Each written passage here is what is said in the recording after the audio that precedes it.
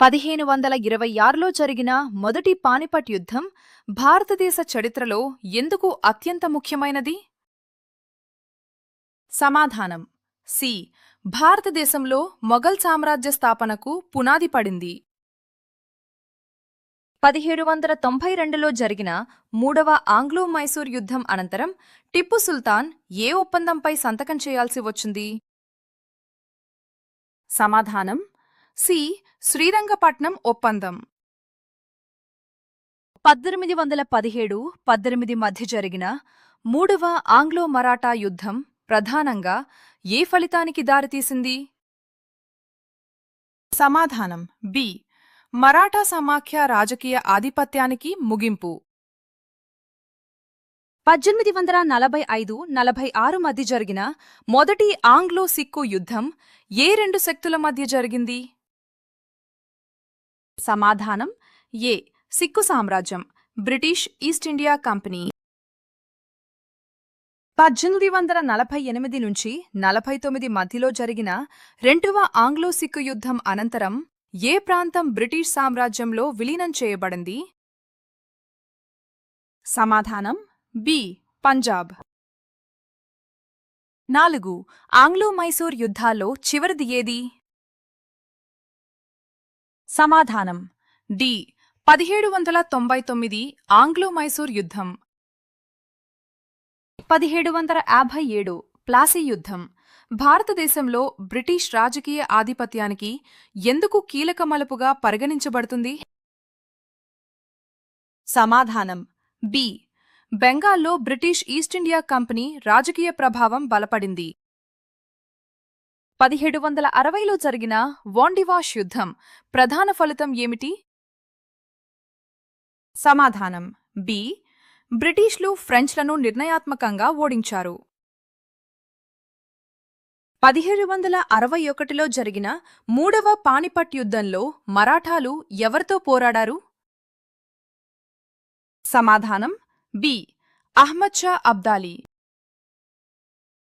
కర్ణాటక యుద్ధాల పరంపరలో British French పోరాటానికి తుది నిర్ణయాత్మక మలుపు ఏ యుద్ధం? సమాధానం బి. వాండివాష్ యుద్ధం. 1764లో జరిగిన బక్సర్ యుద్ధంలో ఈస్ట్ ఇండియా కంపెనీకి వ్యతిరేకంగా కింది వారిలో ఎవరు కలిసి పోరాడారు? సమాధానం బి. మీర్ కాసిం, షుజా ఉద్ దౌలా, షా ఆలం II. 1565లో జరిగిన తాళికోట యుద్ధంలో ప్రధానంగా ఏ సామ్రాజ్యం ఓటమి పాలైంది? సమాధానం సి. విజయనగర సామ్రాజ్యం. 1746 నుంచి 48 మధ్య జరిగిన మొదటి కర్ణాటక యుద్ధానికి ప్రధానంగా ఏ యూరోపియన్ శక్తుల పోటీ కారణమైంది? సమాధానం బి. బ్రిటిష్ మరియు ఫ్రెంచ్. రెండవ కర్ణాటక యుద్ధం ప్రధానంగా దేనికి సంబంధించినది?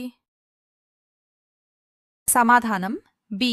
కర్ణాటక మరియు హైదరాబాద్లో వారసత్వ వివాదాల్లో బ్రిటిష్ ఫ్రెంచ్ జోక్యం. 1527లో జరిగిన ఖాన్వా యుద్ధంలో బాబర్ ఎవరిని ఓడించాడు? సమాధానం సి. రాణా సంగా. 1556లో జరిగిన రెండవ పానిపట్ యుద్ధంలో మొఘల్ సేనలు ఎవర్ని ఓడించాయి? సమాధానం బి. హేము. 1526లో జరిగిన మొదటి పానిపట్ యుద్ధం భారతదేశ చరిత్రలో ఎందుకు అత్యంత ముఖ్యమైనది? సమాధానం సి. భారతదేశంలో మొఘల్ సామ్రాజ్య స్థాపనకు పునాది పడింది. క్రీస్తుపూర్వం 326లో అలెగ్జాండర్ మరియు పోరస్ మధ్య జరిగిన హైడస్పస్ యుద్ధం ఏ నది తీరంలో జరిగింది? సమాధానం బి. జీలం నది. కళింగ యుద్ధం అనంతరం అశోకుడి పాలనా విధానంలో వచ్చిన ప్రధాన మార్పుకు కింది వాటిలో ఏది కారణమైంది? సమాధానం బి. బౌద్ధమతం వైపు అశోకుడి మొగ్గు. 1192లో జరిగిన రెండవ తరైన్ యుద్ధంలో ఎవరెవరి మధ్య పోరు జరిగింది? సమాధానం బి. పృథ్వీరాజ్ చౌహాన్, మహమ్మద్ గోరీ. 1857 తిరుగుబాటు అనంతరం భారతదేశ పాలనలో వచ్చిన అత్యంత ముఖ్యమైన మార్పు ఏది? సమాధానం సి. భారతదేశ పాలన బ్రిటిష్ క్రౌన్కు బదిలీ అయింది. మరిన్ని ఎగ్జామ్ ఓరియంటెడ్ వీడియోల కోసం తప్పకుండా సబ్స్క్రైబ్ చేయండి.